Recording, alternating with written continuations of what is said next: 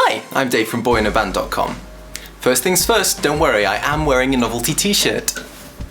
So all is well with the world. I was wondering what video to make for you guys, and then I noticed that the Bass Heavy, good username, had suggested that I do show you guys the live setup that I use for You and What Army. You and What Army's just finished rehearsing for Sonosphere Festival this weekend, so I figured I'd give you a quick tour. Here we go!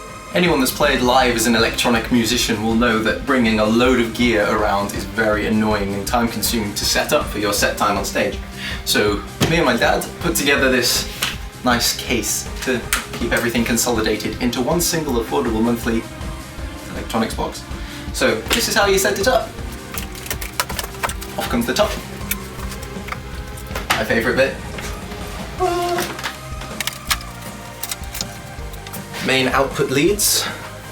These go into the PA. Click track for the drummer.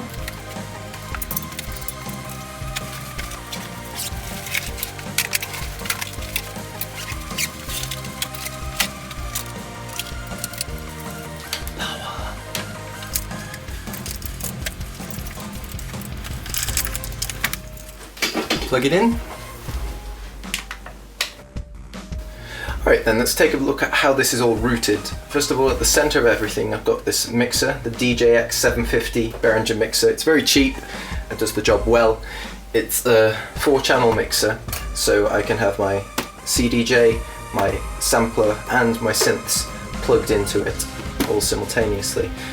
And I've got the MPC going into channel 4 here.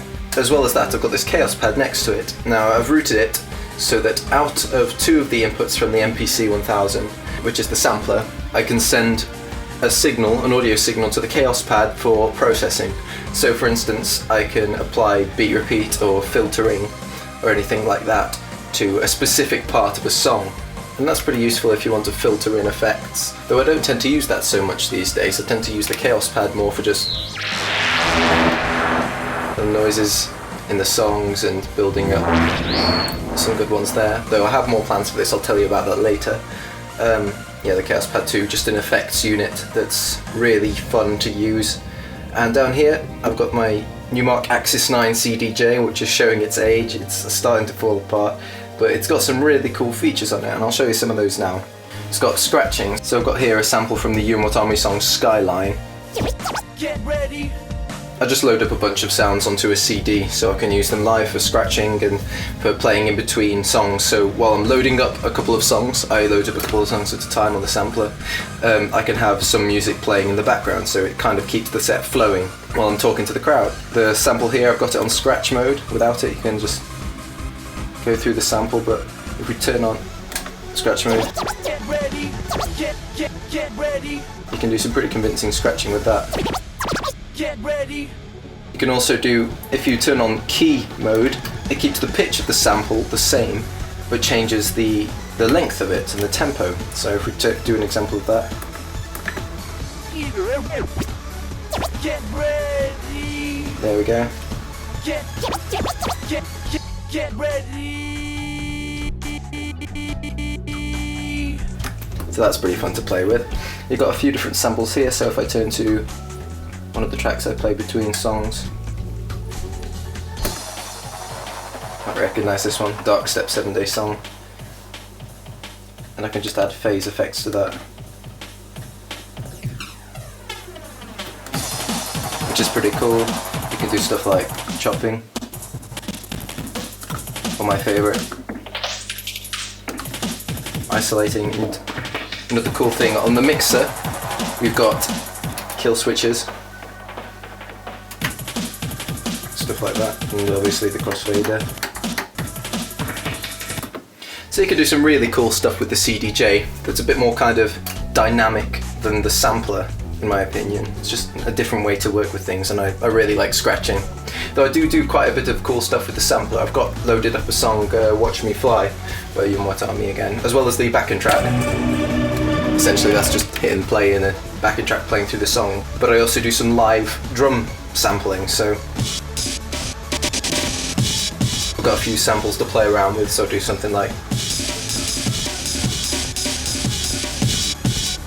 I just play around with those during the bridge of the song. So that's my big case sorted.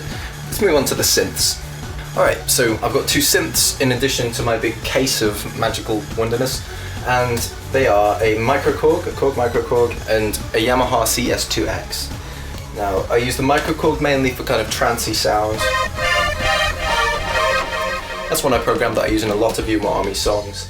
It's pretty cool. Kind of lead synth songs over the top. Obviously you can change some of the parameters.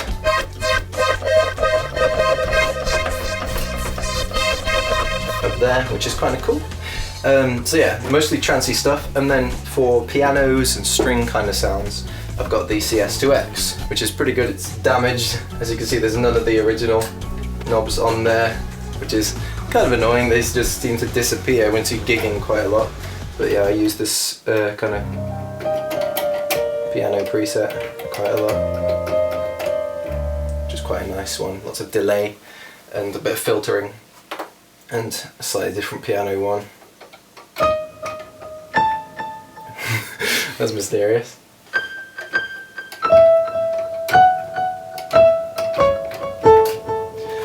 And you can get some pretty cool orchestral stuff, which is multi-sampled and layered, so you get the kind of low stuff. And it's a bit cheesy, but for my purposes, it's pretty fun for live. I generally use it for just piano though, piano and trance synths. The vast majority of the stuff is on the backing track because there are so many layered synths going on in Yao's music, and I'm generally running around like a bit of a psychopath. So these are just generally for the lead bits or quiet piano breakdowns and things like that, so I don't look like an idiot just standing there. Right, let's move on, shall we? Microphone wise, I use a wireless Shure SM58. SM58s are known as the kind of industry standard for vocals. This is the cheaper one, I think. I'm not very good with the wired microphone. I trip over it and pull out the lead, and you can't do wireless mic flips if you're using a wired mic, obviously. One thing I do want to use the mic for in the future is in conjunction with the Chaos Pad. So I've got the lead coming out of the wireless box, which I'm plugging into the input of the Chaos Pad. And now, one of the settings on the Chaos Pad is a kind of looper, a beat repeater. I've got that on a really fast tempo, 300 as fast as it'll go. And then you can do some cool kind of screamed stutters, because Yuma Army does a lot of those in the songs, and it's cool to repeat that live. So you're like, here we go. Have you ever been told that right? Cool, huh? Then just for the sake of the flight! Freaking cool.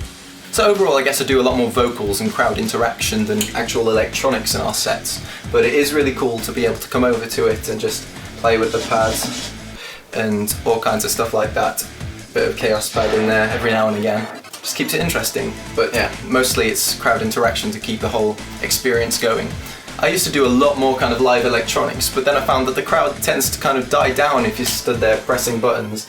Whereas when I was running around being a bit more of an MC, then it kept the energy level up a bit. So I guess I learned not to just use electronics for the sake of using electronics. It's just finding a balance of what works in the live set. And I've got one more cool thing to show you. Okay, if you please, Adam, the lights.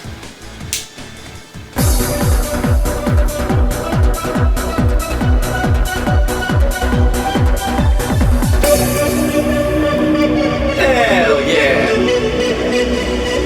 Alright, that's the setup. Hope you enjoyed the video. Cheers for watching, and have a nice day. Lights.